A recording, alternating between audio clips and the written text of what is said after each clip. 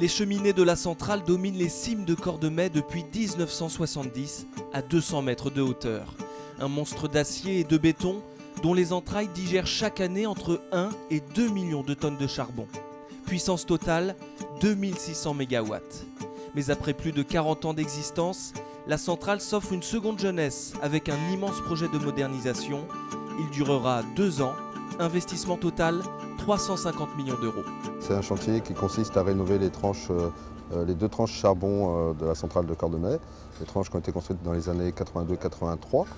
Et cette rénovation va nous permettre de pouvoir perdurer cette production jusqu'en 2035. Un projet qui nécessite beaucoup de renforts. En temps normal, 500 salariés et 200 prestataires travaillent en permanence sur le site. Pour ces travaux, ils sont 2000. Pour l'estuaire de Nantes à Saint-Nazaire, c'est quelque chose qui est du jamais vu.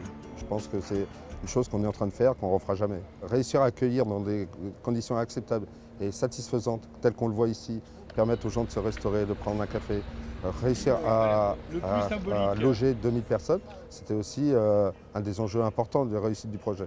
On ne peut pas se permettre de rénover techniquement des installations si on ne permet pas aux gens de travailler dans de bonnes conditions.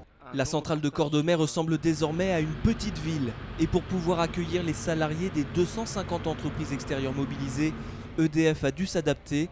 Ouverture de parkings supplémentaires ou encore installation de 500 modules temporaires pour installer les bureaux des sous-traitants, comme ceux par exemple de la société Clémessi, spécialisée dans l'ingénierie électrique.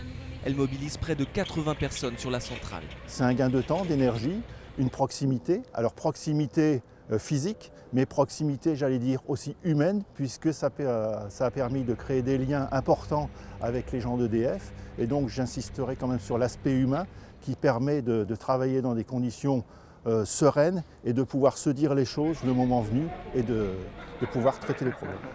Autre lieu qu'il a fallu adapter, la cantine, avec 400 places de réfectoire supplémentaires et la mise en place d'un nouveau self-service. Pour cette pause du midi, certains s'attablent avec leurs collègues, d'autres d'un court trajet à vélo se rendent à la conciergerie du site, un service inédit mis en place en février dernier par la direction avec l'aide d'une entreprise spécialisée. Chaque jour, Mélanie Alix rend de multiples services aux salariés et prestataires, du dépôt de pain au lavage automobile.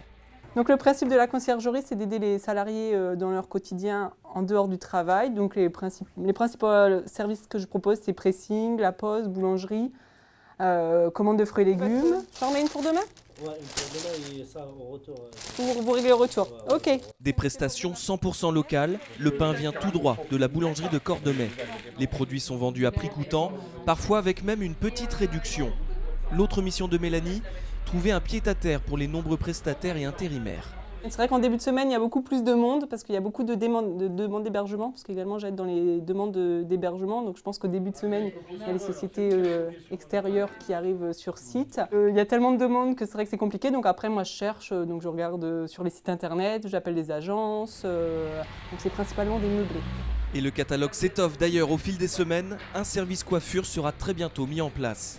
Le site de la centrale est devenu une petite ville de 2000 habitants, avec désormais son commerce de proximité.